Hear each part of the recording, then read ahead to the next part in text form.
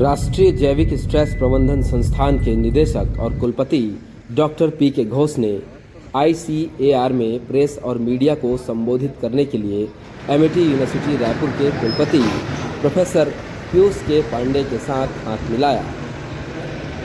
Press वार्ता के दौरान उन्होंने बताया कि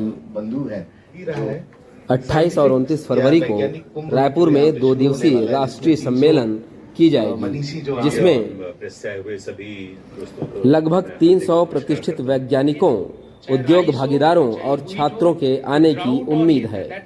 सम्मेलन में वक्ताओं की एक प्रभावशाली श्रृंखला शामिल है, जिसमें डॉक्टर एस अध्यप्पन, पूर्व सचिव डेयर और DG, डॉक्टर CD मेई, पूर्व अध्यक्ष कृषि वैज्ञानिक भर्ती बोर्ड शामिल हैं। धन्यवाद।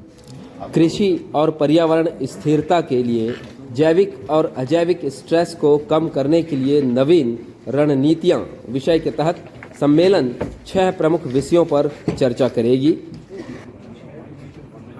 इसका उद्देश्य जो है, जैसे आप लोग को जानकारी होगा, जो global warming and climate change अभी हमारा ग्लोबल इशू है, और इसलिए हमारा डायरेक्ट जो बायोटिक एंड एबायोटिक स्ट्रेस है इसको इन्फ्लुएंस कर रहा है, जिसमें हमें काफ़ी यील्ड लॉस होता है। 30 to 40% यील्ड लॉस होता है, चाहे कोई भी क्रॉप में है। तो ये जो हमें जानकारी देना है, और हर्ष का विषय है, छत्तीसगढ़ के लिए बहुत ही गौरव की विषय है कि ICAR के 2 महत्वपूर्ण इंस्टीट्यूट, जो बायोटिक स्ट्रेस में जो है वो हमारे रायपुर का, और एबायोटिक स्ट्रेस में जो बारामती है, और एमिटी यूनिवर्सिटी जो अपने आप में एक विश्वविख्यात यूनिवर्सिटी के रूप में एस्टेब्लिश हो चुकी है।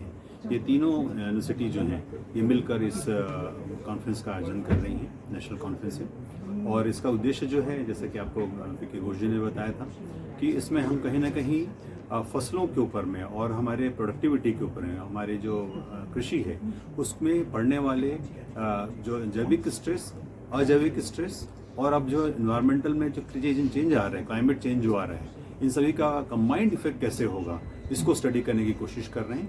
तो ये अपने आप में एक बहुत ही महत्वपूर्ण उपलब्धि होगी, और मेरा विश्वास है कि 350 से ऊपर जो लोग विभिन्न मनीषी यहाँ आएंगे, उनके डेलिब्रेशन से कुछ नई चीज़ें और कुछ नई डायरेक्टिव्स हमारे सामने ला पाएंगे।